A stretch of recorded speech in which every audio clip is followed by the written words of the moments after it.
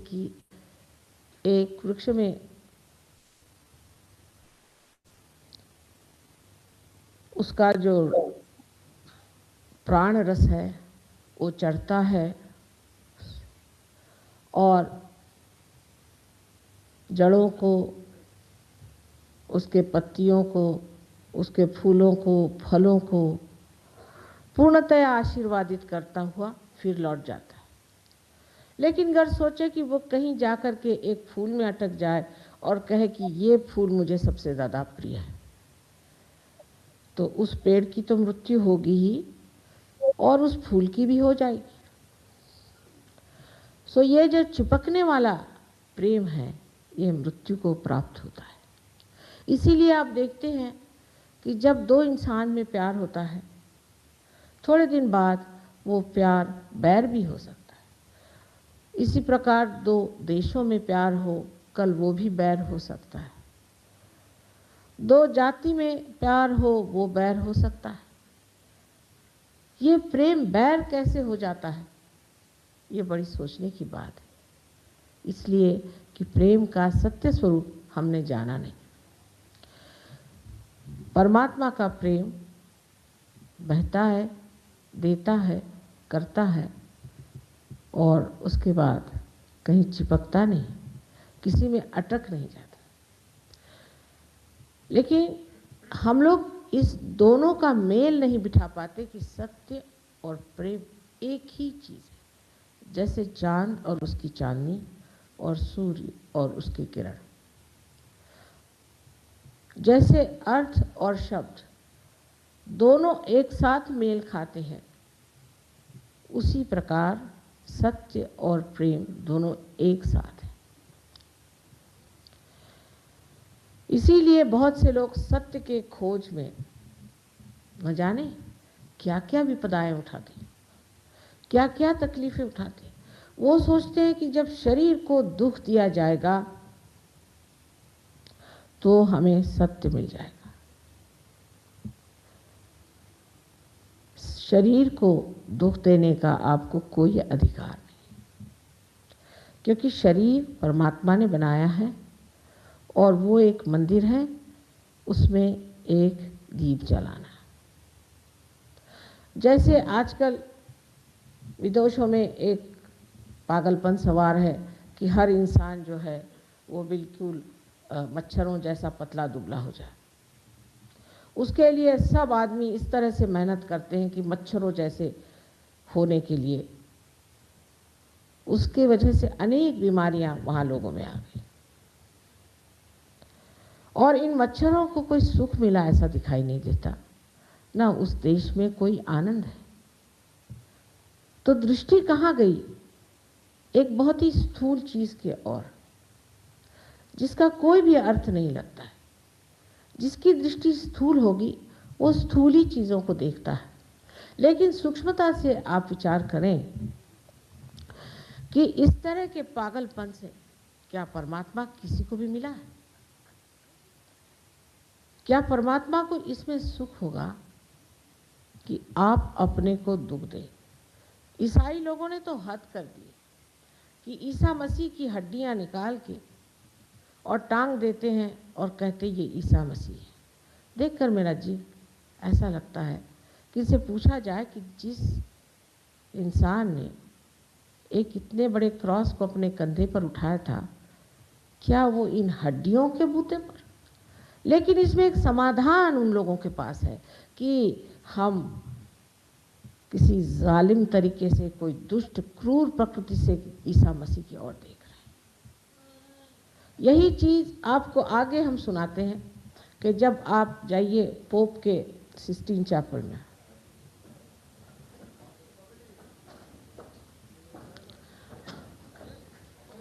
ये क्या हो रहा, इनको बाहर ले जाए।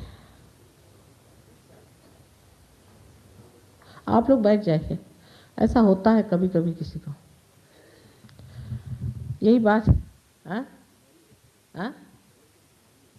देखिए, बीमार लोगों को प्रोग्राम में नहीं आना चाहिए, वैसे हमें आप मिलने चले आइए, लेकिन बीमार लोगों को लाइए नहीं, क्योंकि इस वक्त आप नहीं जानते हैं सारे वातावरण में शक्ति का संचार है।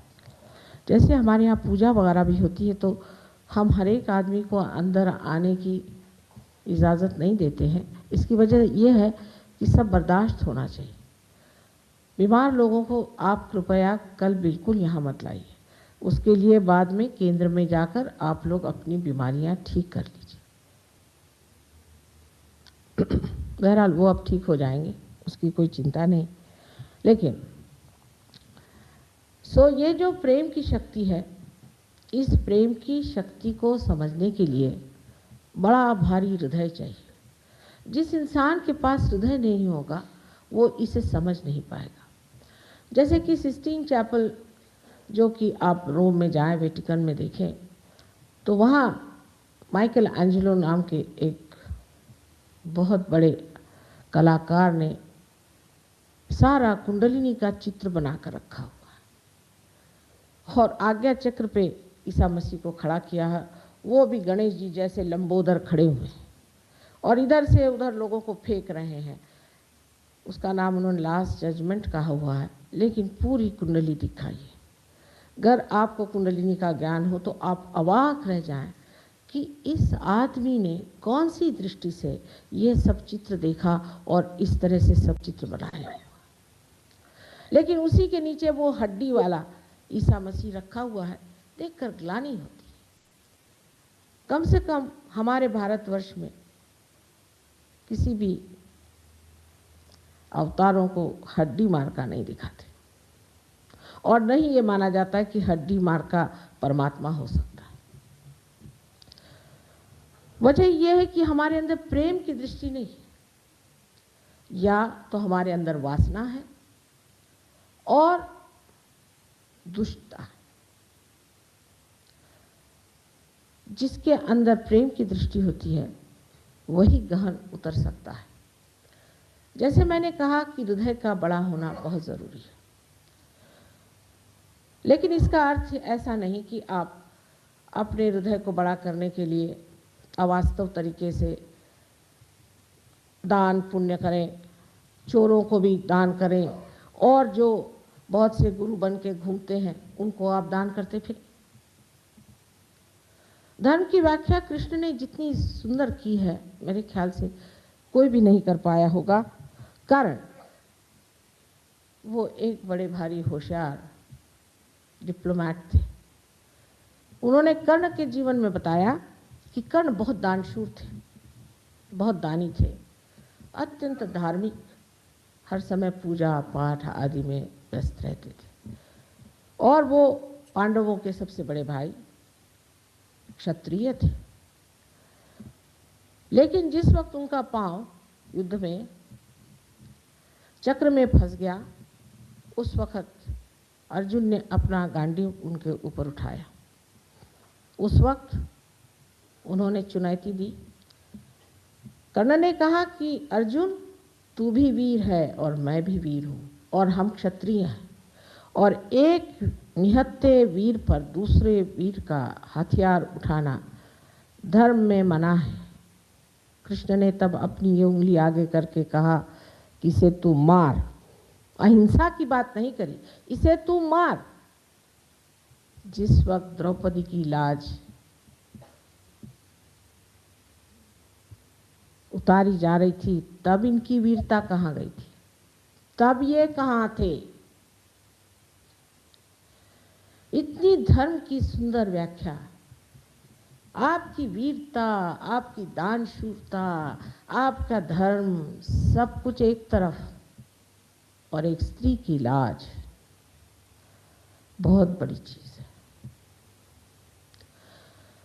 उसी कृष्ण के भारतवर्ष में अगर हम देखें तो धर्म के नाम पर ही स्त्री के साथ जो अत्याचार हम लोग कर रहे हैं, वो क्या हम अपने को भारतीय कहलाने के लायक हैं? भारतीय संस्कृति की हम डींगे पीटते रहते हैं, लेकिन क्या हम वाकई में इस योग्य हैं? जब बाहर जाकर के लोग बताते हैं कि बहुओं को जला दिया, घर में आई हुई लक्ष्मी को मार डाला, तो दूसरे लोग पूछते हैं कि आपके देश में बहुत बड़ी योग भूमि है, बहुत कुछ शास्त्र हुआ, बहुत कुछ लोग धार्मिकता की बात करते हैं, बड़े ही वहाँ पर बड़े बड़े व्याख्यान लोग देते हैं। तो ऐसे देश में ऐसी दुर्धर बातें, ऐसी भीषण हत्याएं कैसे हो सकती हैं? क्या जवाब है हमारे पास इसका? एक ही जवाब मैं देती हूँ कि श्री कृष्ण ने कहा था कि योग क्षेम वहाम्यहम्, इसमें भी पकड़ है, योग क्षेम वहाम्यहम्, पहले योग होना चाहिए फिर मैं इनका क्षेम देखूंगा। उन्होंने क्षेम योग क्यों नहीं कहा? पहले योग होगा तब मैं इनका क्षेम करूंगा। ये धर्म की व्याख्या है कि प्रथम आप योग को प्राप्त हो। अगर आप भारतीय संस्कृति की इतनी बढ़ाई करते हैं तो सबसे बड़ी चीज भारतीय संस्कृति का सबसे महान तत्व एक ही है कि आत्म साक्षात्कार को प्राप्त होना। अपने चित्त का निरोध बताया गया है, अष्टांग योग बताए गए हैं, अनेक विधियां बताई गई हैं। किस लिए? कि आपको आत्म साक्षात्कार प्राप्त हो। लेकिन देखिए कि कितने लोग इधर नजर करते हैं। ईसा मसीह ने यही कहा कि आपका फिर से जन्म होना चाहिए, पर कितने ईसाई इस बात को सोचते हैं?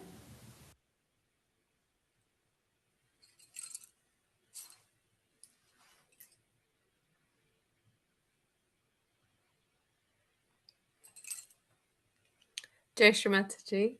Jai Shri.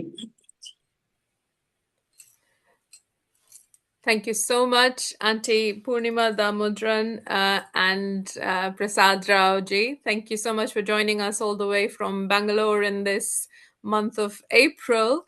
And that was a phenomenal talk of Shri Mataji, although the subtitles couldn't be put on, from the 1st of April 1986, a public program in Calcutta, then known as Calcutta, now known as Kolkata.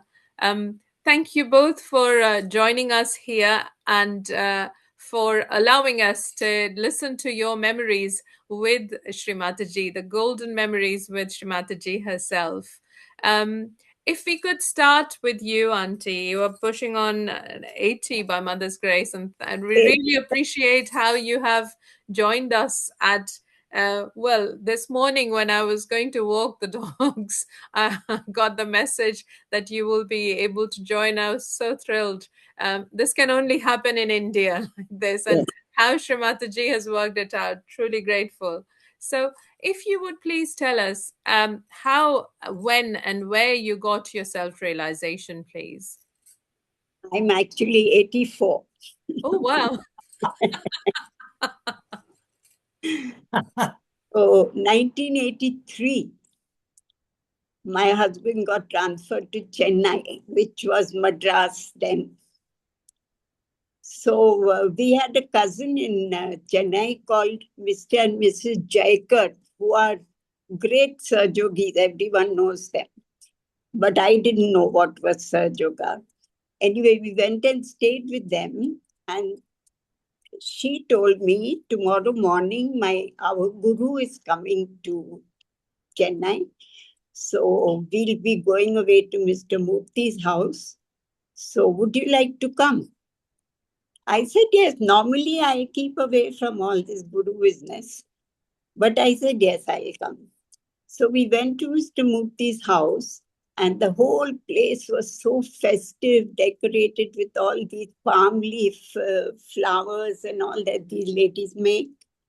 And there were about 6 or 7 Sarjogis there, mostly Mr. Murthy's nieces and relations, and of course Meera and Jaika. Then after a little while, they all said, we have to go and receive Shri Mataji. Her plane is about to arrive. Their house was in Guindy, very close to the airport. So they left me alone in the house, and all of them went to the airport. So after about half an hour, a white ambassador came in. And when they opened it, some beautiful luggage came out of it. So, white suitcases and very, very, just looking at it, something happened. So after another 20 minutes, another white ambassador came, and Shri Mataji was in that. I was the only one in the house because everyone else had gone to receive her. So I was standing in the porch. The car came just close to me, about 1 foot away. The door opened and Shri Mataji stepped out. I still can remember it was as if a statue of a goddess had come to life. She was wearing a Rani colored sari, mustard sari with a Rani colored border, and that Saat Ladi ka mala that you get in Hyderabad, pearls, emeralds, rubies, and again pearl, and 7 rows of that. And her hair was jet black and just left loose on her shoulders. And I was just thinking, this is not a human being, this is a goddess. I think then itself, my Atma must have got realization. So that was the first time I saw her. Then we went inside the house and she talked. There were just about 10 people. So she was asking each one where they are from. And then she said, I haven't seen this one before. So then my cousin said, she's Poornima. They've just come from Bombay. So then after a little while again, she said, where are you from? So I said, I'm from Nagpur. She said, oh, I'm also from Nagpur. So then I said, Shri Mataji, I know your brother, Mr. N.K.P. Salve, and his wife, and his children were same age as I was at that time. So she said, oh, I see. Then she talked to everyone else. And next day we had a public program. And at that public program, I got my self-realization. But I felt I had got it the day before.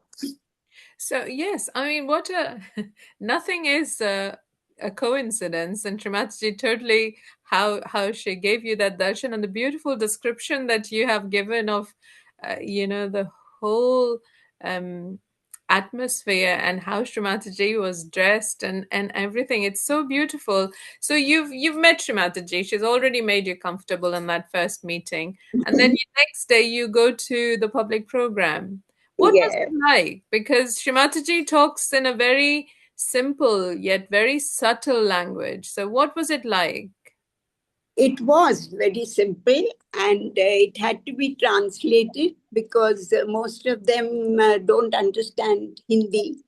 But Madras is okay with English. Yes. So she talked in English, and then it was translated also in Hindi. And then everyone got their realization. And we had a lot of Western yogis also who came. Of course, Warden Reeves was always there. Then Dr. Spyro from London, and 1 or 2 others were there.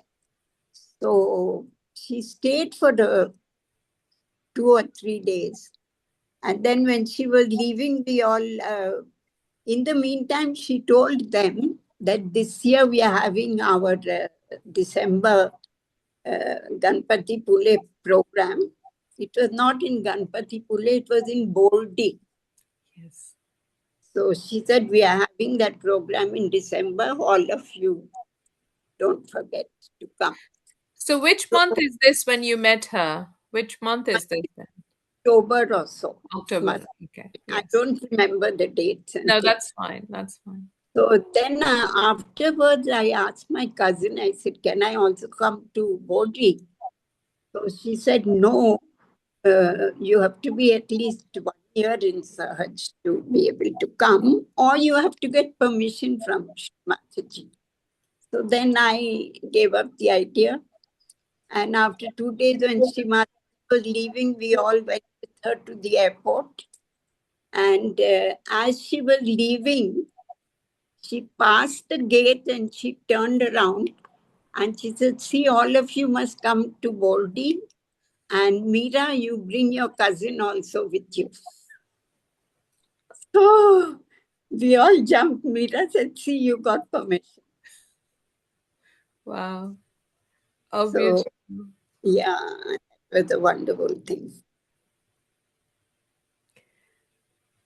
And That's then we used to have weekly meetings in another Sarjogini's house. Mr. Murthy's niece she was, because Murthy was the leader of Chennai. So he had got all his nieces and nephews into Sahaj. And I can't remember this girl's name. Anyway, I went to Bodhi and we had a lovely time. wow. Wow, within months. I mean, even in that public program we just saw, Shri Mataji said not to come to her programs without permission because the intensity of the energy is so strong everybody cannot take. But obviously, she knows everyone's capacity, and she answered your prayer almost on that occasion itself in October. So that's amazing. From that year on, I tried my best and managed to go every year to Bodhi, then to Ganpati Pule. Yeah.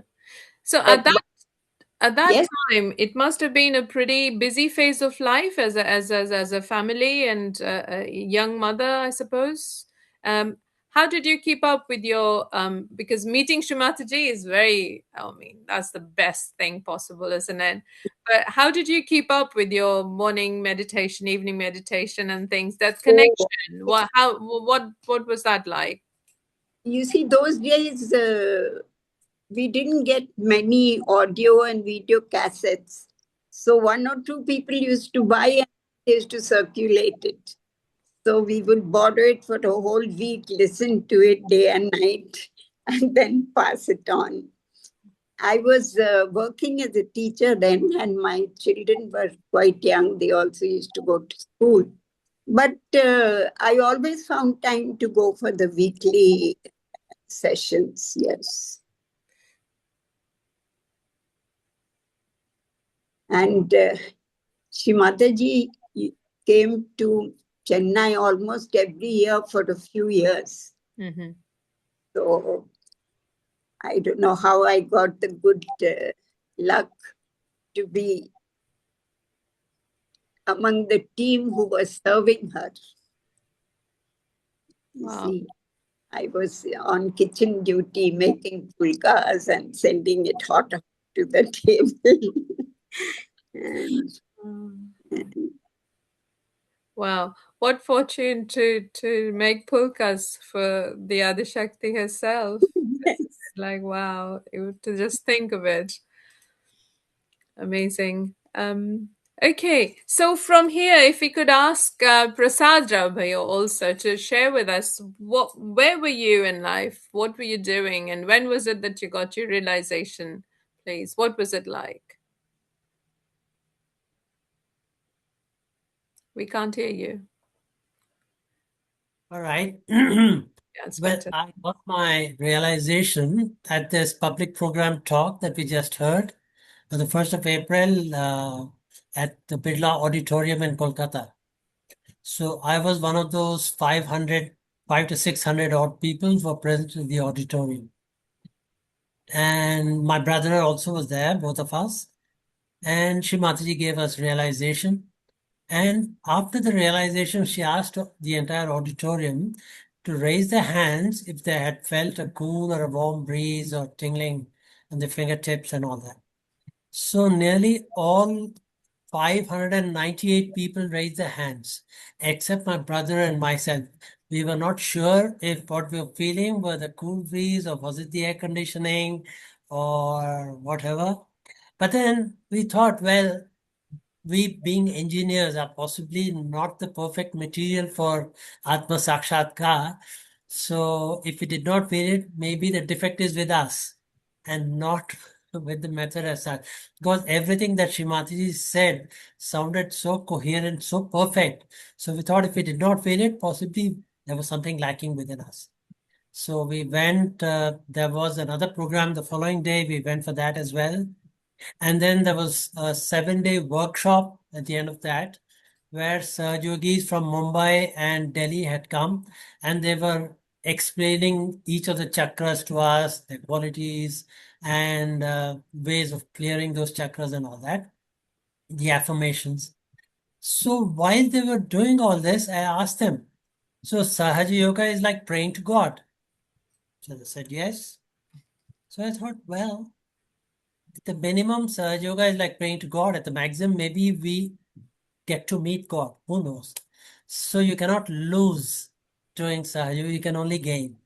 So after that, we had the weekly sessions and all that. I think 3 times a week we used to meet, Mondays, Wednesdays, and Saturdays. And we used to go for every one of these meetings.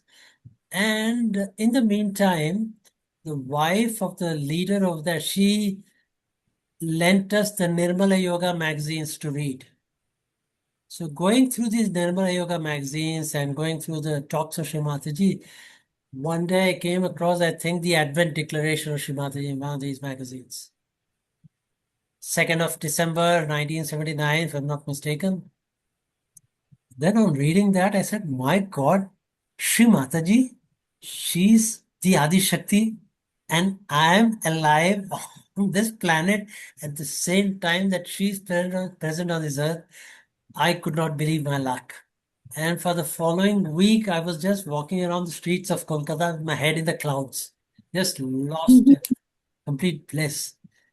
Because ever since a child, whenever we used to read the stories of Ramayana, Mahabharata, and all that, we always used to think if only we were alive at the time of these great avatars, it would have been such a fantastic opportunity. And lo and behold, I was alive at this time. I could not believe my good luck. Then I decided, whatever may happen in life, Prasad, don't leave Sahaj. Yes. So after this day, one experience after another started coming, and my life has been one wonderful discovery after another. Wow, fantastic how you discovered that you were face to face with God. And And there's also a very nice story that I'd heard about Mr. Murthy, to whose house you had gone, right? To meet Shri Mataji. So if I may share that, and you could confirm if that was right, I believe Mr. Murthy had taken the horoscope of Shri Mataji to an astrologer without telling the person as to whose horoscope this was. And then this gentleman, he started doing all his calculation, and then he said, this is a horoscope of a lady. Mr. Murthy agreed. And then he made some more calculations, and then he said, this lady can create Sri Ganeshas at will, as many as she wants. That means what? That means she is the Adi Shakti, right? yes. But unfortunately, this astrologer did not have the conviction of his own interpretation, as to ask, no, Mr. Modi, where is she? I would like to go and receive her blessings. Is this true? I had heard this from Chandran.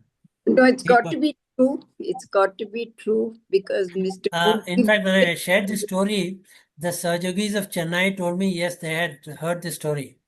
So Chandran, I don't know if you met Chandran.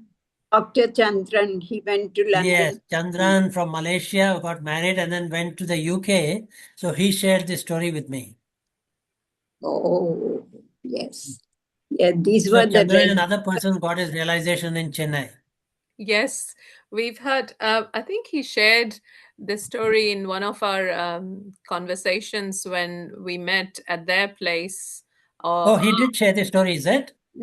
And one more where he met Shri Mataji. Shri Mataji was there in a shop where they made musical instruments, and he had this desire to go there, but he didn't know why. And then when he saw Shri Mataji, it kind of it fell into place as to why that strong desires. Sometimes we have these desires and we don't know where it's coming from. But yes, so that was beautiful about. And yes, the story about the astrologer also is familiar. So yeah, thanks for sharing that again. Brilliant.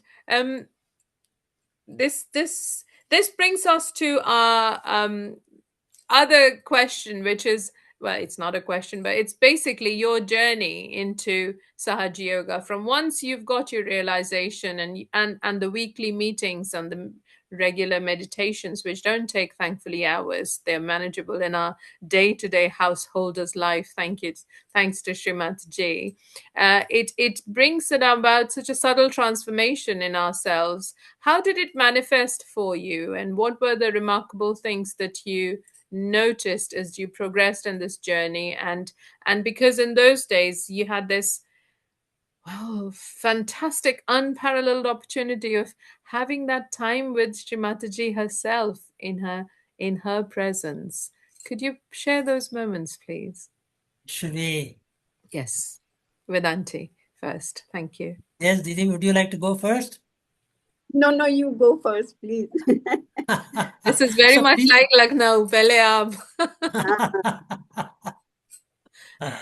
No, why don't we? Are you sure?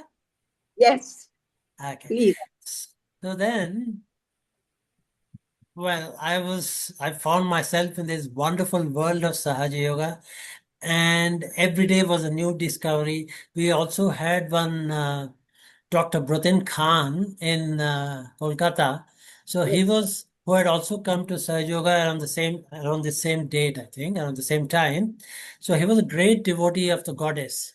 So after our regular meetings, especially on Saturdays, he would go to his house and then he would start explaining about the goddess. And many of us youngsters, we would go along to his house and then just make a small question, and then he would start explaining, start talking about the goddess. It was wonderful to listen to him. And after that, slowly we started feeling vibrations on our hands. In fact, this was after 1 month, I started feeling vibrations on my right hand. And after 3 months, there was a Havan that we did in Havan in Kolkata. After that, I started to feel my left hand as well. And after 1 month in Sahaja Yoga, I and my brother, we went to the Himalayan mountains, I think Kulu Manali, for a trekking expedition. So this was organized by the Youth Horses Association of India, and every day there would be batches of about 30 people that would leave the base camp and keep walking few about 20 kilometers every day, and then put up camp at another place and so on. So after about 6 days, we were at the highest pass, which was about 12,000 feet high, and then we were coming back because suddenly it started raining. It never rains in the month of May at that time, first week of May. But this particular year it rained and it started snowing and we were forced to turn back. And from our batch, there was a young boy about 18, 19 years old who started to have severe pain in his thighs. So the contents of a rucksack was divided among all the other people, and then he started walking.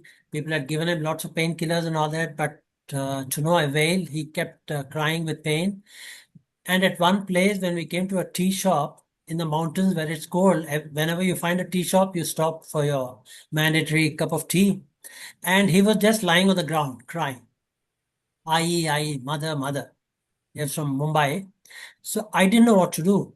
I mean, being an engineer, I knew nothing about the workings of the human body. But since 1 month earlier, I started to do this Sahaja Yoga. So I thought, I don't know if it works, let me try. So quite discreetly, I raised his Kundalini and put a bandhan on him. And once tea was finished, they told him, okay, Anil, get up, let's go. So he got up from that and he was completely recovered. He started walking so fast, in spite of the rain and the slippery stones and all that. On mountain trails, you don't have a proper trail to walk on, right? It's all made of stones and all that, very slippery. But this young boy started walking so fast, he reached the other camp 2 hours ahead of me because I was having a slight pain in my knee and I was walking slowly. So this was my first experience with the working of Sahaja Yoga and Kundalini. So this was an absolute miracle. I didn't know that all this power was actually flowing from my hands. And after 6 months, in the month of October the same year, Shri Mataji came back to Kolkata.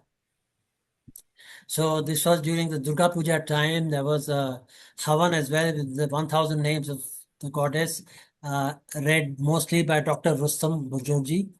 And Shri Mataji, there was a public program, Shri Mataji. And after the public program, Shri Mataji invited all the seekers who had just come for the program to come on stage to meet her if they did not feel the vibrations.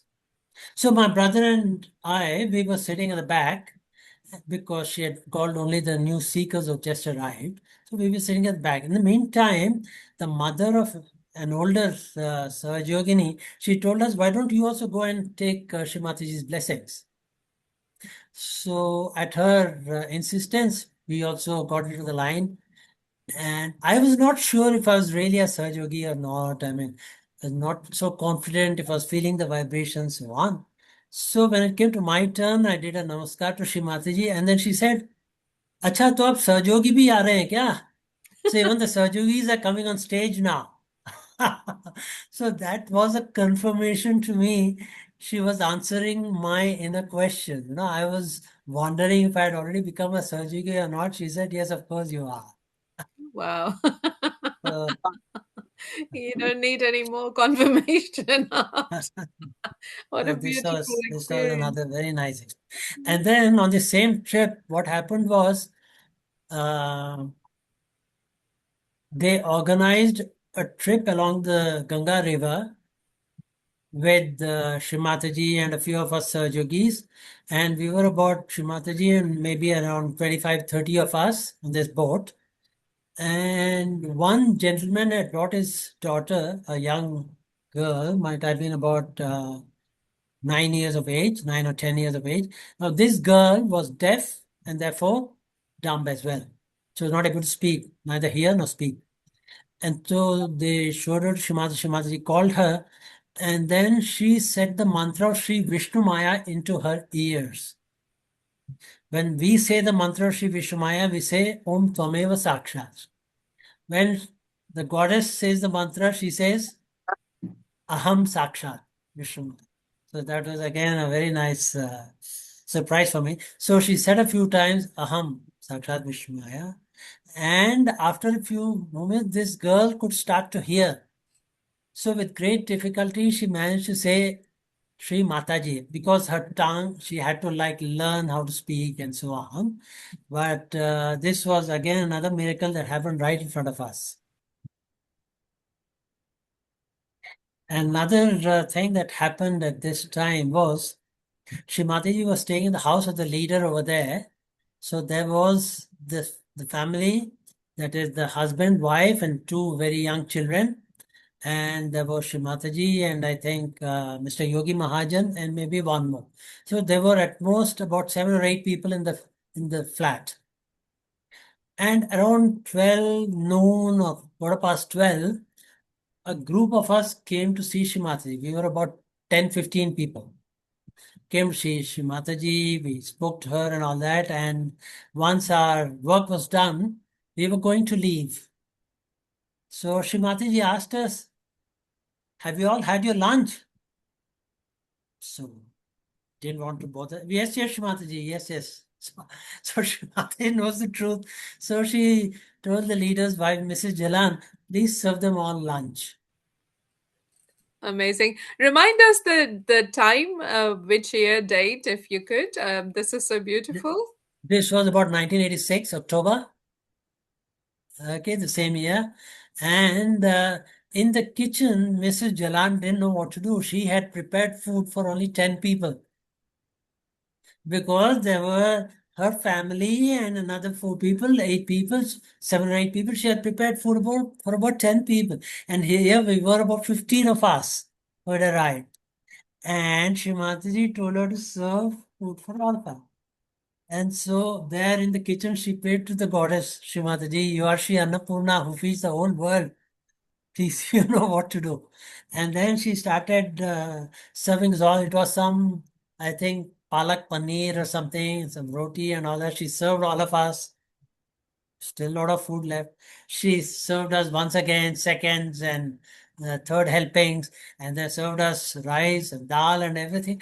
And still the food didn't get over. Finally, we had ate to our stomach's content, and then we left. And after that, a few more people came, and the following day, more and more and more. And finally, this food that had been prepared for 10 people might have been served for more than 100 people over the course of about 4 or 5 days that Shri Mataji was there. And when Shri Mataji left, she didn't know what to do with this food which would never get over. So finally, she went and offered it to the river Ganges. And in fact, her daughter, Shruti Jalan, she lives in the US, I think somewhere close to Washington, D.C. So she would be able to tell this same story with much greater detail. Yeah, it'd be nice to hear. If you're in contact, please put us in Okay. touch, and it'll be lovely. What a story! A fantastic story. I mean, and at that time, as young men, young yuvas, young lads, as they say here, your appetite has to be, like you're hungry all the time, having, you know. So Sure. it's really nice how Shamataji just blessed everyone, and then that Sure. food was offered to the river. Fantastic. And this is amazing. And then this lady, again, this is Mrs. Jalan. So they went to the airport when Shrimati was leaving, and Shrimati told her, okay, now we can take some rest. Okay, for about 7 days, she had slept hardly a wink. And she said, right on the way back from the airport, she was so sleepy, she could barely keep her eyes open. And then she slept non-stop for a couple of days. Made up for it. Oh, wow. So this happened with me as well when I think this might have been 1988 or 89, Ganapati Pule.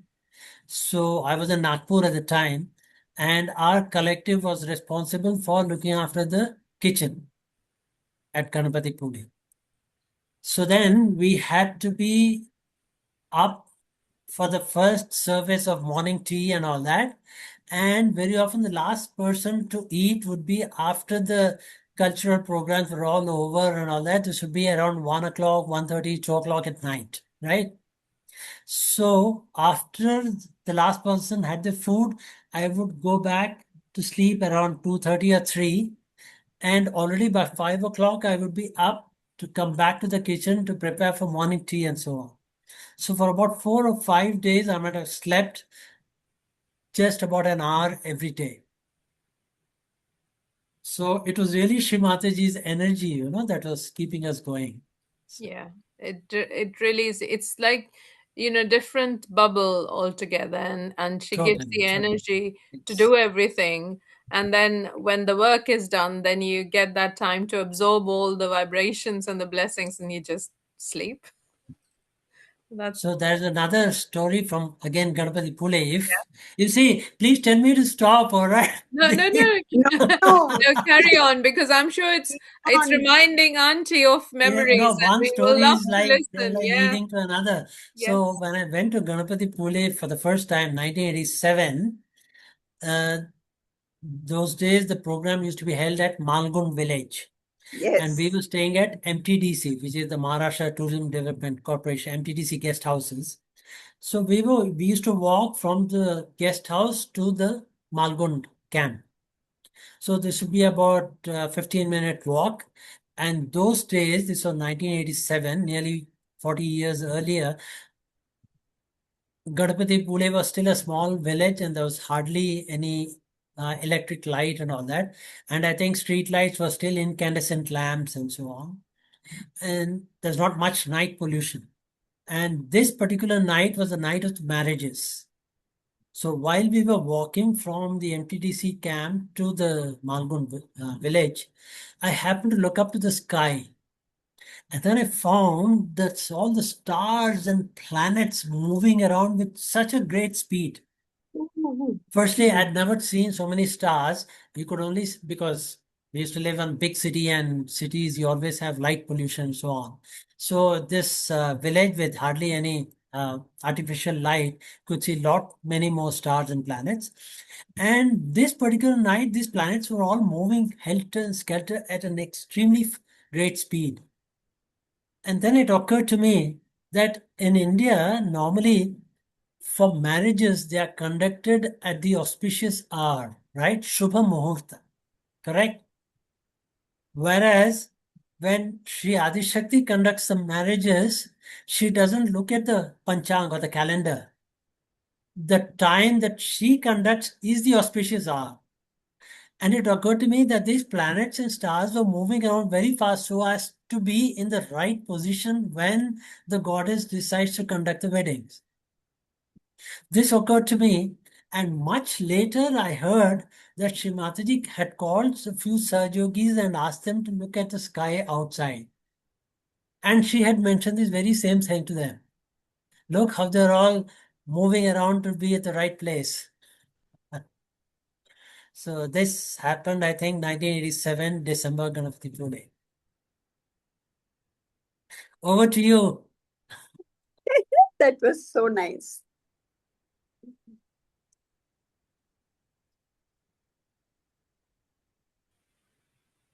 Please, Aunty, share yours now. Now the serious part. You know, every year Shri Mataji used to come to Chennai, and the center had grown, and lot of responsibilities were given to everybody. And gradually, a little bit of ego got in somewhere. So I didn't know what I was doing, but I was doing something wrong. Anyway, that next time that Shri Mataji came, this is after about 6-7 years of attending on her every year that she came. And this on the 7th or 8th year that she came, one night she caught me and she said, do you know what the people here think about you? She said, they find you have become very impatient, very bossy, very, I won't say arrogant, but you're going too fast. You're on an ego trip. So I didn't know what to say. I just bowed down. Then she called Mr. Murthy and the other leader, Jaika. And she said, for 1 year, don't give her any responsibilities in the center. Whatever she is looking after, take it all away from her. And for 1 year, if I come to Chennai, then don't put her on duty for me. So after that, she left. And of course, the yogis, whenever I went to the center, they ignored me, didn't answer my Jai Shri Mataji. But I knew I deserved it. I knew. And a lot of introspection started. And every day I used to sit in my backyard and shoe beat all the negativities. And I remember when I started the shoe beating, everything used to be like there's a storm in the area. The trees would sway, the leaves would blow, the wind would blow, and I'd keep on shoe beating all my problems. And then I noticed week by week, this nature calmed down. Everything became normal again. And for 1 year, every single day, I shubit, I apologized, I asked Shri Mataji to forgive me. And I also knew that this will happen. She came before the year was over. She visited Chennai. So I didn't go anywhere near Mr. Murthy's house. I didn't even let my shadow fall there.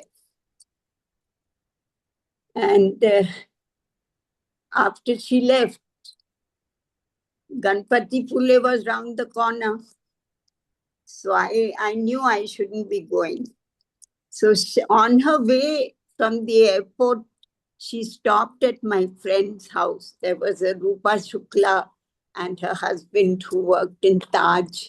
And they had a very nice house close to Mumbai airport. So she broke journey and stayed with them. And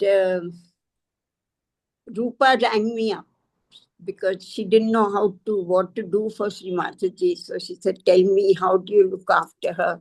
So I said, use all brand new things, bed sheets, bug buckets and things, whatever you use for her, let it not be used by anybody else. And after that, after a little while, Rupa asked, are you coming to Ganpati Phule?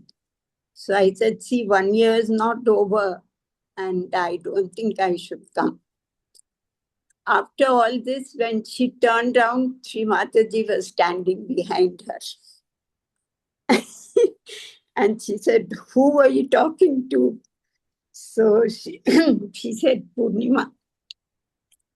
And what did she say? So she said, she feels that she shouldn't come to Ganpati Phule this year. She said, no, she should come. Tell her to come. So that year I went to Ganpati Phule and nobody even knew I was there. I was like a mouse. I sat in the pandal with all the Madras yogis, and one of those Maharashtrian sisters who always used to look after us, Sadhana Saraf. You must have heard her name, Mrs. Saraf. She came walking down the aisle because it was time for Shri Mataji to come for that first day of Ganpati Phule. So she passed 2-3 times and then she came and stopped near me. And she said, come here. So I went to her. She said, when Shri Mataji comes now, we always do aarti as she steps out of the car. So you please do the aarti for her. I said, no, never. I can't do it. She said, no, I've been going up and down and every time I pass you, I'm getting vibrations. So you have to do it. So I went, my hands and legs trembling. I went to the gate. Those days, Shri Mataji's car used to come right in and stop near the steps of the stage. This is Ganpati Phule. So I took the tray. My hands were shaking. And when she got out of the car, I bowed down. Then I put her pleats, sari pleats to one side, and I put the haldi, kumkum, and rice. And then I stood up with the thali to do the aarti. And the aarti is done from the earth right around and touch Mother Earth again. So this way I did, and you shouldn't go beyond her vindi. It should be low. So I did that 7 aartis and then I was reversing when she looked into my face and said, Kaisi ho?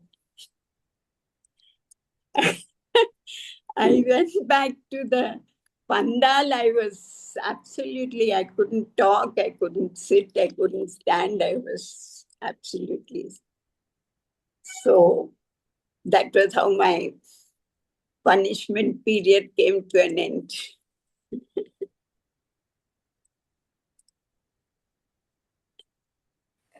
It's so nice how you have shared, because I think it's a mother's love, isn't it? It's tough love where she tells corrects us, and it's so gracious of you to share this account, because I think a lot of us have had that, and few share, and it's interesting to know that at the end of the day we are striving to be good Sahaja-yogis, but it's a learning curve, isn't it?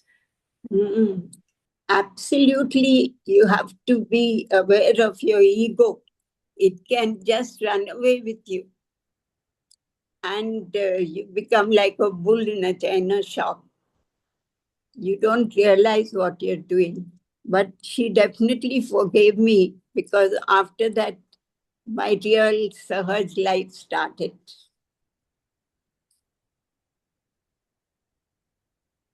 So tell us more about it, please. So after this transformation, how did you keep yourself centered and humble for a start? Because it's right, whenever Shri Mataji gives us something to do, it gets to our heads, doesn't it? It's like, Yeah, it sort of became as if it was my right to be there looking after her every year. But then she settled me, settled me well. And after that, that's when my real Sahaj got into my life. It became part of me. And gradually, my husband became anti-Sahaj. And he didn't want me to go for seminars. Weekly meetings he didn't mind, but seminars and things he didn't like. My children by then had gone to college. So we got transferred from Kerala to some other place. And he told me that if you want to come with me, then you have to give up your Sahaja Yoga. No more Sahaja Yoga for you. And he left. And I was supposed to get all the luggage loaded, and then my flight was by the next day. So I sent away the luggage, and I sent a letter that I'm not coming back. So I rang up Yogi Mahajan, because he was the world leader, and I knew him quite well. So I told him that this is what has happened. He said, no, you come to Dharamshala. We'll find something for you. So I went to Dharamshala. is that the time? So this must be about 91, 92. Is that the time Yeah. when Shri Mataji started the Sahaj, International Sahaj Public School there? And Yes, yes. So he said, you come here, we'll find you something to do. But I was not a qualified teacher, so I couldn't work in the school. But he had a hotel called Grace Hotel. So he said, we'll open a center there. And you run that center, and also you start spreading Sahaj in the suburbs.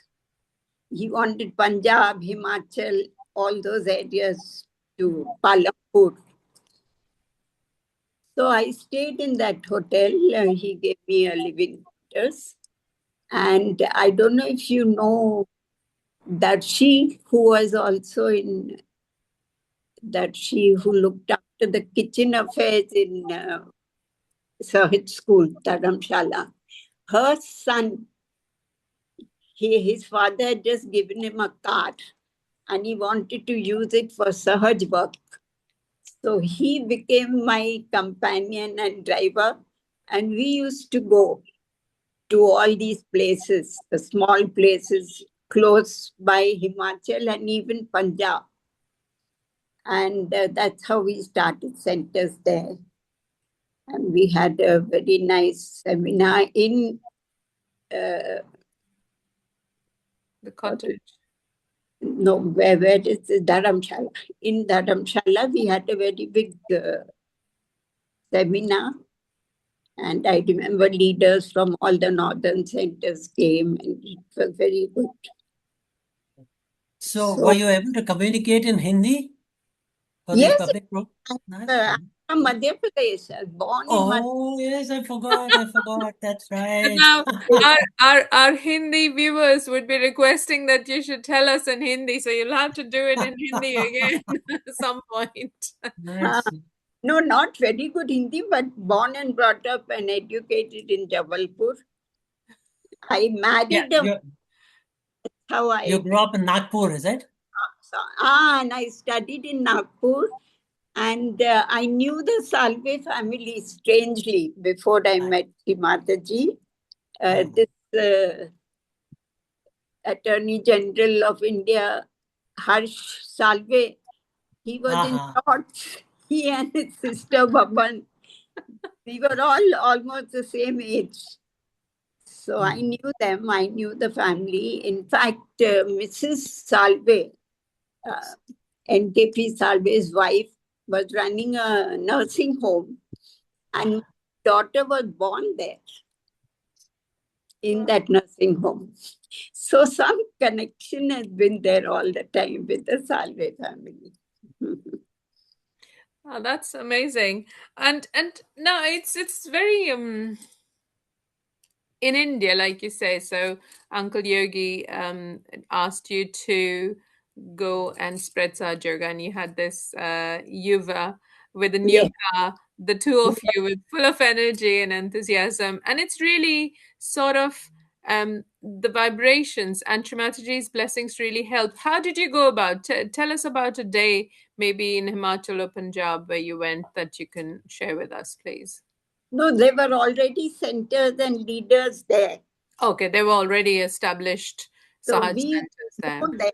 And then with them we'd go. I remember one very nice program we had in Palampur. They have an agricultural college there. Yes. Yeah. So that's the time with Mr. Rao and with the doctor in charge of the health center. Dr. Rai, UC Rai. Dr. Rai and Mr. Rao and all of us, we went to Palampur College.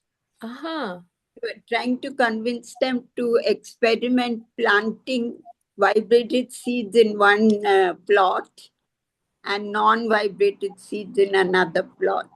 So I don't know if they did it finally, but that's the experiment we asked them to make. Okay, fantastic. Tell us about, Aunty, your you and your father as well, Prasad Bhaiya. They both of you were asked by Shri Mataji, is that right, to go to the tell that story, because you see, Yogi Mahajan was the India leader.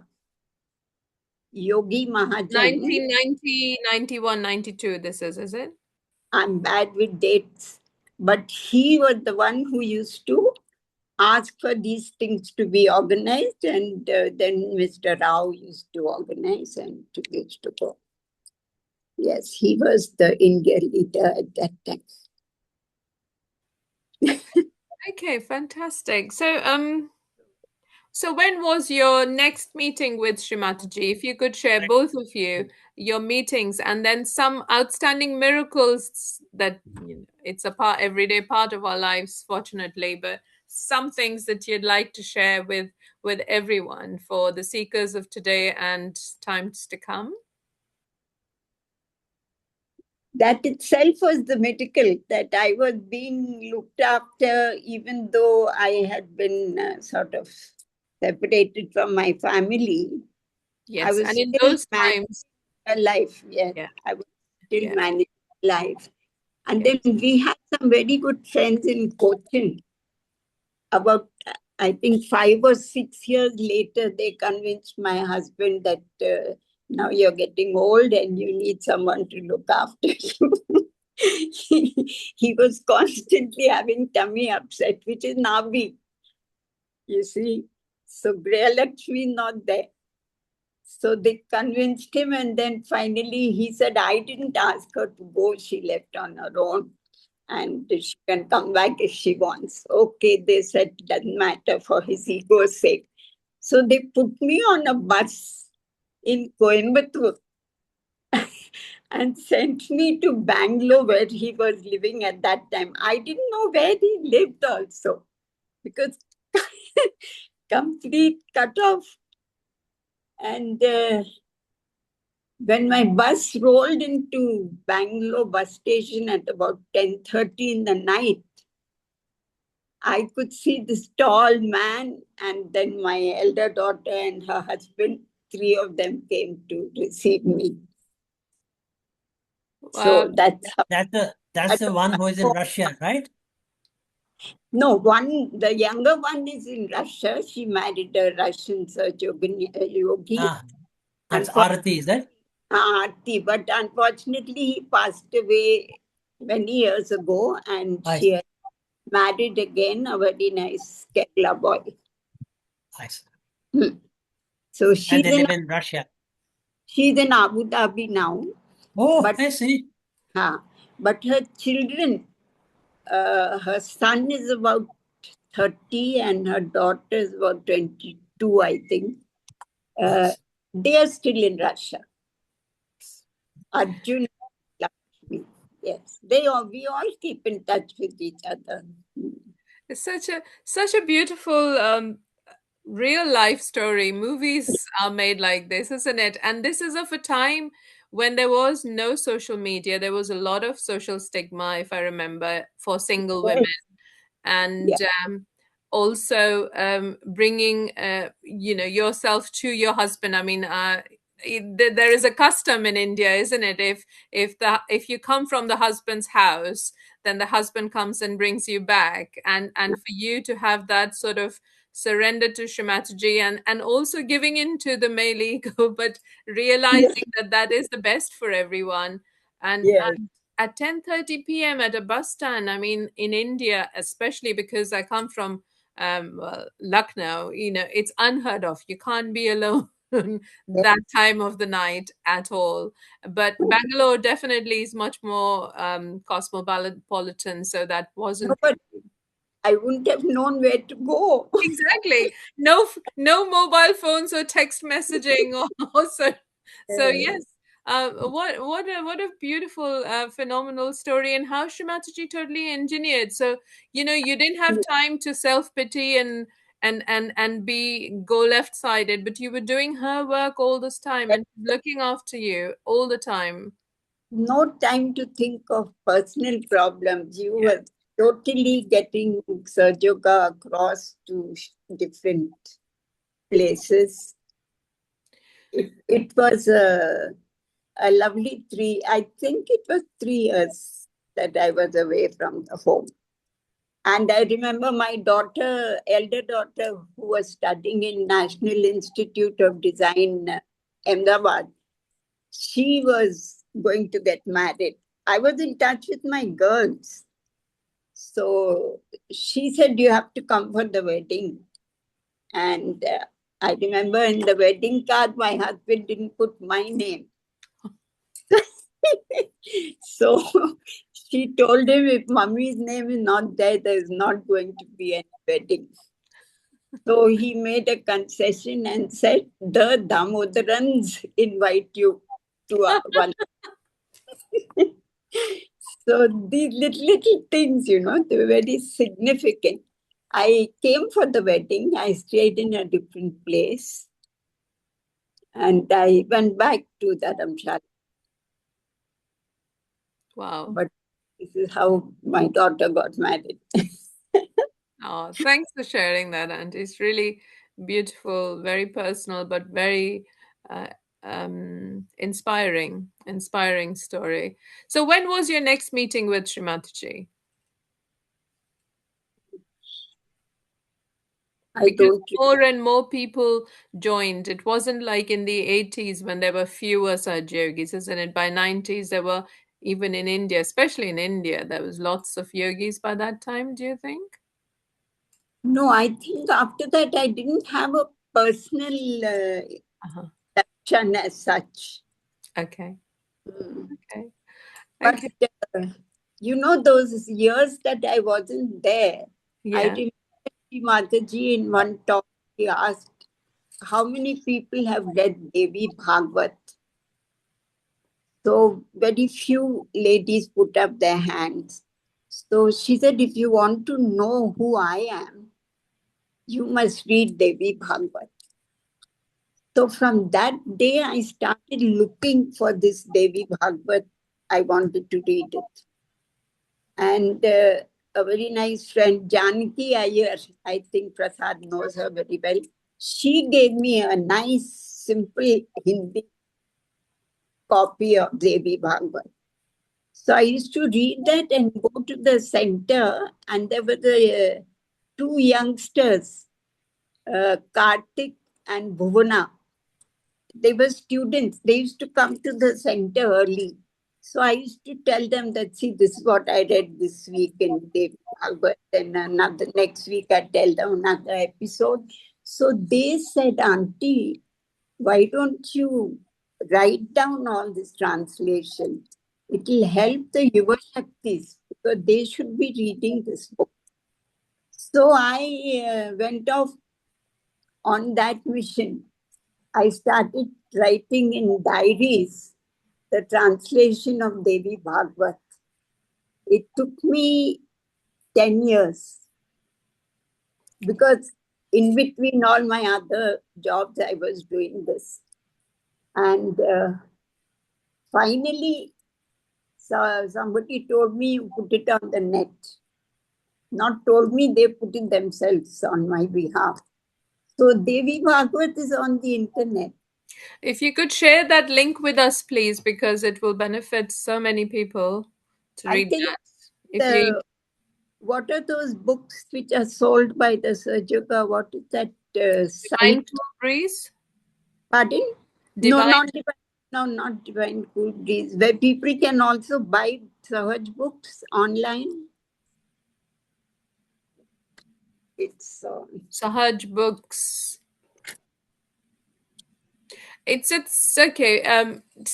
Please send us a link when you can, so we'll put it up there with the write up so people can go there for easy access. Of course, at every stage, I was asking senior yogis to read and confirm that it's okay, that it would be useful for the youngsters. What is that place where we can go and get Sahaj books?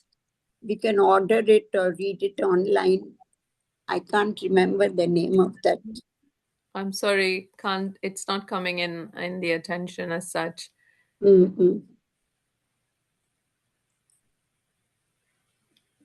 It's where all the search books end up. Well, when it does come in our attention, it'll be lovely to know and to share with everybody. So while we are waiting for that, sorry. On amruta.org, there are a lot of PDF material available. It's on Amruta. That's what it is. Yeah. Okay. Amrita, I just sort of it didn't come in my attention because I normally go to Amrita for talks of Shri Mataji. No, there's a lot of printed materials. Oh, brilliant. Thank you. So we'll keep that link there. Devi Bhagavad.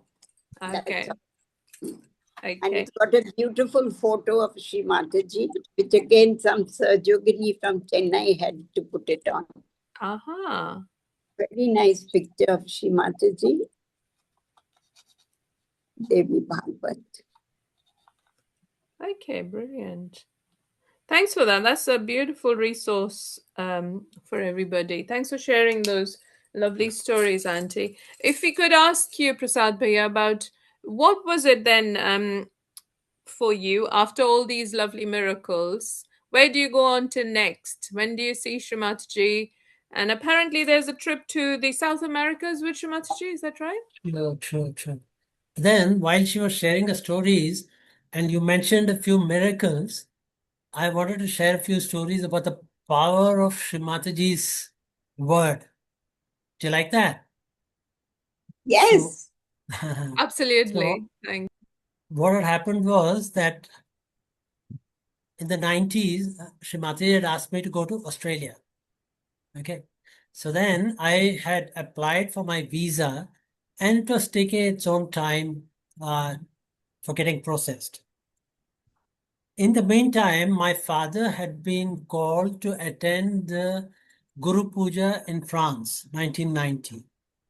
So he was there, and then by the time he came back, I had already received my passport with the Australian visa.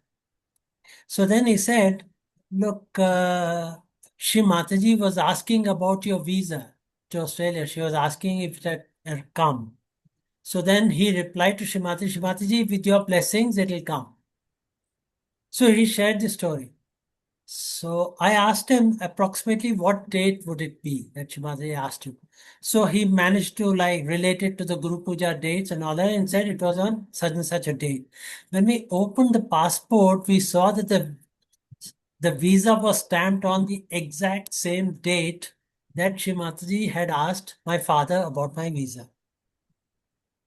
Okay?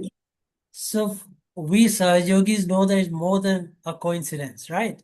So another time it happened in Melbourne, Australia. Shri Mataji was going to fly from Melbourne to Brisbane. It was a fairly long flight. And every Sahajogi that was traveling was going to be on the same flight as Shri Mataji. Except me, I could not get a reservation on that flight, so I was going on the following flight. But I also went to the airport to see Shri Mataji, and at the airport, Shri Mataji, she was with a lot of Sahajogis, and then she came walking towards me, and she said, "Aap bhi aa rahe hain na flight mein? You're also coming in this flight, aren't you?" So I said, "Shri Mataji, I could not get a seat in this flight. I'm coming in the next one." In the meantime, Shri Mataji's nephew, Vinay Srivastav, who's from Lucknow, so he said, Prasad, I've just cancelled. What had happened was that the airline had booked 2 seats for him on just one ticket. So one seat was redundant and he happened to return that seat. So I said, if you go now to the counter, that seat will be available. So I went there, and yes, they transferred my ticket from the following flight to this one. And then I came to Shrimati, I managed to get on the same flight as yours. Shrimati said, Acha, computer bhi galtiyan karti hain kya? Do computers also make a mistake? Yes. We said, Shrimati, if you are willing, anything can happen. So this is a second story. And the third story is when Shri Mataji had come to Brazil in 1992, she was received in Brasilia, which is the capital of Brazil, by the president of the Senate. Okay? The president of the Senate would be equivalent to the speaker of the Rajya Sabha in India, or maybe the speaker of the, I don't know, Lords, is that in the UK and so on. So Mauro Benavides, he received Shri Mataji in 1992 and all that. And then Shri Mataji came again to Brazil in 1994, right? And at this time when she came in October, the elections had just finished. And Mauro Benavides, he had lost his election to the Senate. But still he made sure to meet Shri Mataji. And Shri Mataji told him, okay, don't worry, you can relax at home. The next time when I come, you will be elected once again. All right? So he said, okay, Shri Mataji. He thought that Shri Mataji was just being polite and just consoling him. All of us Sahajogis also thought Shri Mataji was being very polite and was consoling him. And now Shri Mataji returned to Brazil the very next year, 95. And normally the elections to the Senate happen once every 8 years. I mean, every mandate, every term is for 8 years, right? He had lost his election in 94 and Shri Mataji came in 95. Oh. And Shri Mataji had said, what? The next time I come, you will be once again elected. Now, what happened in this 1 year is they found that the person who had been elected, there was some irregularity in his election. And his election was declared null and void, was cancelled. And in his place, the second placed person was declared elected. This was Mauro Benevides. And this was published in the official gazette. My battery is running low. I'll just bring some.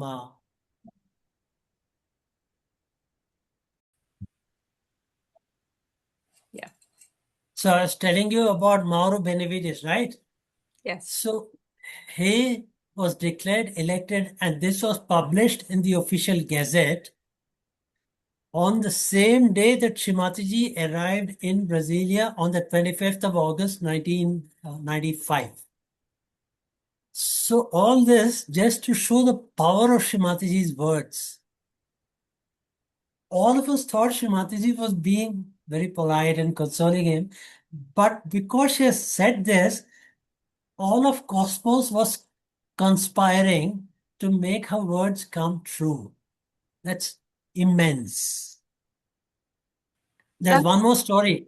Yes, and also, I mean, he wasn't probably a Sahajayogi as such, but just because he was so polite and he recognized in his heart Shri Mataji and that respect, she was so, well, what can you say? Miraculous. Sorry, please go on. So one more story about this that again displays the immense power of Shri Mataji's very light comments, okay, that she makes. We were in Brasilia, 1995, going through the streets. And then she said she liked the city of Brasilia very much. She said the vibrations there were very good. So she said it'd be nice to have an international puja in Brasilia. And she said, how are the international flight connections of Brasilia? So I said, I don't know about Brasilia, Shri Mataji, but Rio and Sao Paulo have very good flight connections. All right. Did you get it?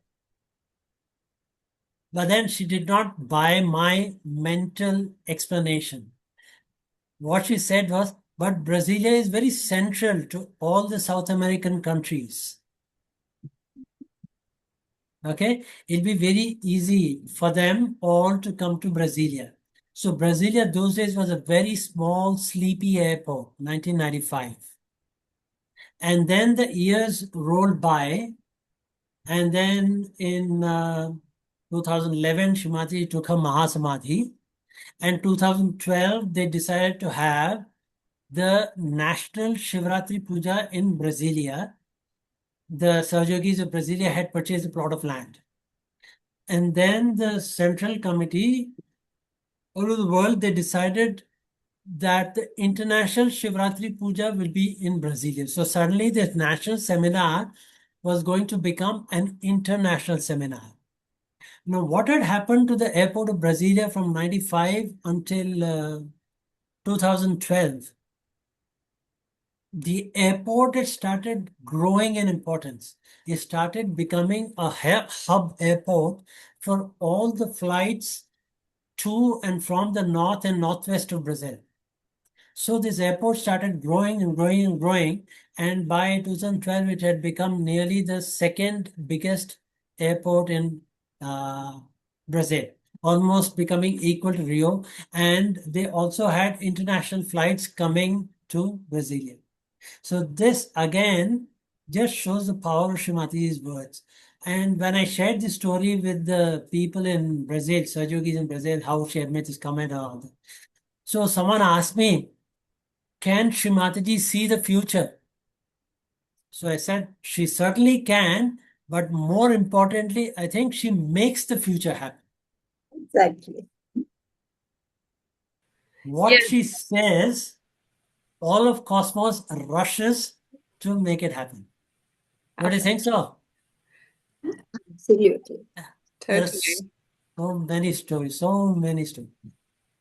Yes, because there is this thing, isn't it? When you are a Sahajayogi, your Kundalini is awakened, and you're a devotee of Shri Mataji, then like in India, especially, we have a lot of a lot of us going to different astrologers, as you'd mentioned earlier, with gemstones and this, that, and the other to overcome, please that planet and, get that success. But as a Sahaja Shri Mataji just engineers it all, so we don't have to have all those kind of things necessarily. And as you say, it's just remarkable how God's love is not just in one place or to just Sahajyogis, but to anyone who really recognizes, isn't it?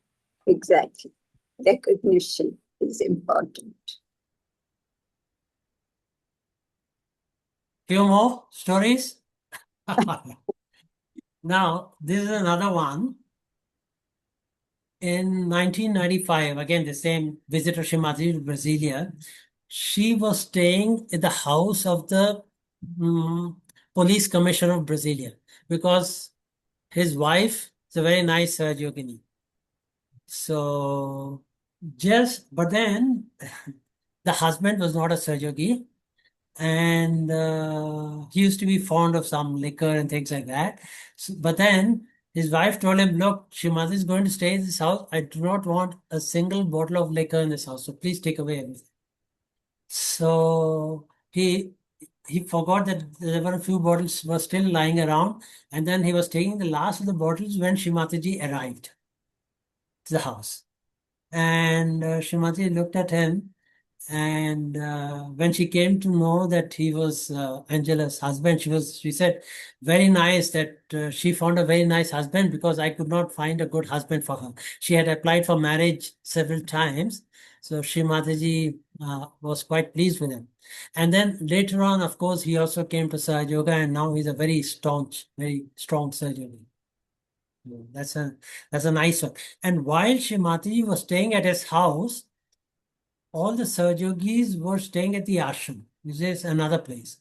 And there they happened to do a havan because since Brazil was slightly left-sided and there was also the presence of a lot of dead spirits and all that. So people in Sahaja in Brazil are very fond of doing havans. So they used to frequently do havans. So when we told Shri Mataji that they had done a havan, this was in August of 95, Shri Mataji said, what? Why is there a need to do havan? It's already so dry everywhere. इतना सूखा पड़ा हुआ है, हवन करने की क्या जरूरत थी? That's all she said. 95. And then I forgot about it. And the years rolled by until we came to 2015, and most of Brazil was passing through an acute scarcity of rainfall. So it was tremendous drought everywhere, shortage of water, so much so that the city of Sao Paulo had come down to like just 1 week of water available. So if the rains did not arrive, this was the month of October, then the city would have to come to a standstill. So once Yogini said, shall we do a havan to solve this natural disaster that's happened? And then I remembered what had happened 20 years earlier in 95. Okay, that Shrimati has said there was no need to do the havan because this would only exacerbate the dryness in the atmosphere, right? So then now I started reasoning. I thought when you do a havan, you invoke the god of fire, right? Sri Agni Devata. So that increases the dryness in the atmosphere. So I said, if we worship Shri Mataji, instead of worshipping with fire, if we worship her with water, this might invoke the element of water in the atmosphere. So then we started, this was Diwali Puja, end of October. So we started worshipping Shri Mataji with the 108 names of Shri Mahalakshmi, with pouring water at her lotus feet for every name. And later on, we offered this water to all the rivers and lakes and so on.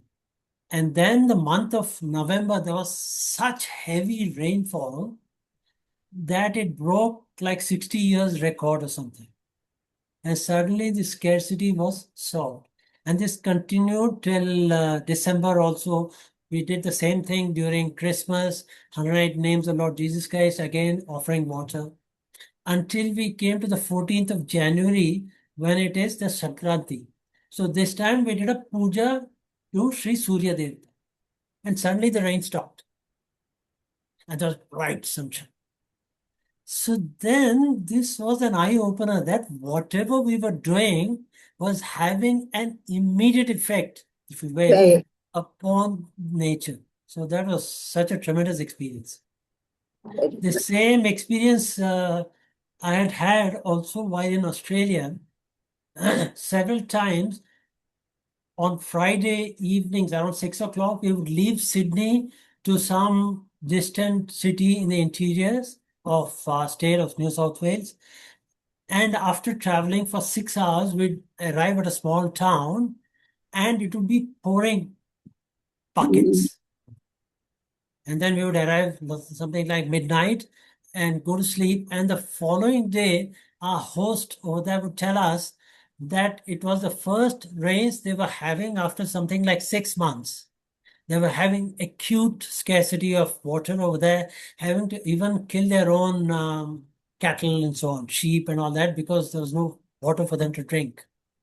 So the first time it happened, we thought it's a coincidence, but then it started repeating.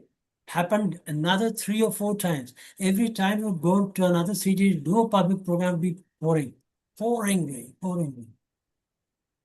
So then we could see how all our actions were actually connected with nature. Yes, yes. We have an effect. True.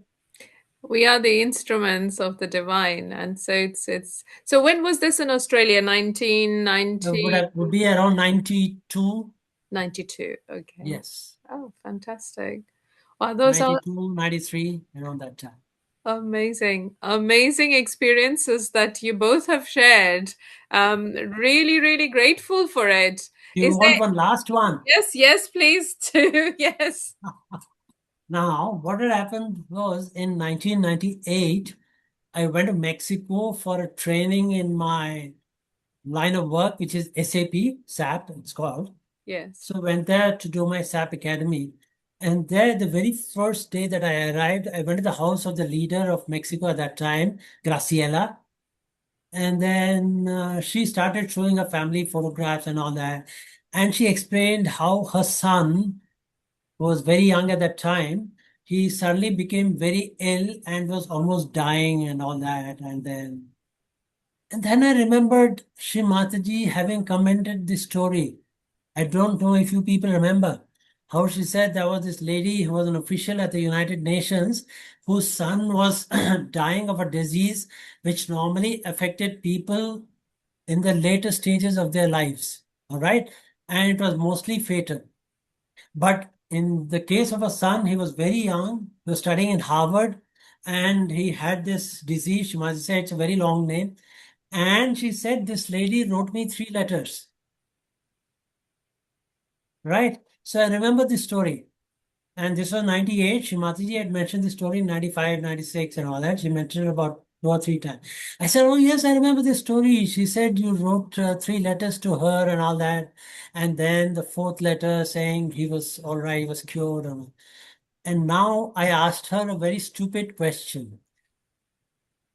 I asked her, where did you send these letters? Did you send them to Kabela? Did you send them to Pratishthan? Where did you send them? All right, you would think such a stupid question, so irrelevant, right? You know what she replied? She said she put them at the altar of Shri Mataji. Yeah.